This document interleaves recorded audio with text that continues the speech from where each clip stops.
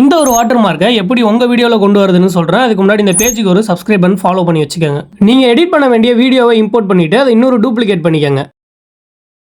இப்போ உங்கள் வாட்டர் மார்க்கை டைப் பண்ணிவிட்டு நான் இந்த வீடியோவில் ப்ளேஸ் பண்ணுற மாதிரி ப்ளேஸ் பண்ணிக்கோங்க. இப்போ காப்பி பண்ண வீடியோ லேயரையும் டெக்ஸ்ட் லேயரையும் செலக்ட் பண்ணி மேலே சென்டராக இருக்க குரூப் ஆப்ஷனை கிளிக் பண்ணிக்கோங்க. தென் அந்த குரூப்பை எடிட் குரூப்புங்கிற ஆப்ஷனை கிளிக் பண்ணி ஓப்பன் பண்ணிக்கோங்க. அதில் அந்த வீடியோவை செலக்ட் பண்ணிவிட்டு ரேண்டம் டிஸ்பிளேஸ்மெண்ட்டுங்கிற எஃபெக்டை சூஸ் பண்ணிக்கோங்க.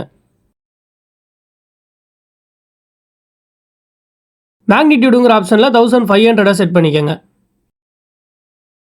இப்போ டைல்ஸுங்கிற எஃபெக்டை சூஸ் பண்ணி அதில் கிராப்பை 1.500க்கு செட் பண்ணிக்கோங்க. எக்ஸ்போசர் காமாங்கிற எஃபெக்டை சூஸ் பண்ணி அதில் எக்ஸ்போசரை 0.30க்கு செட் பண்ணிக்கோங்க.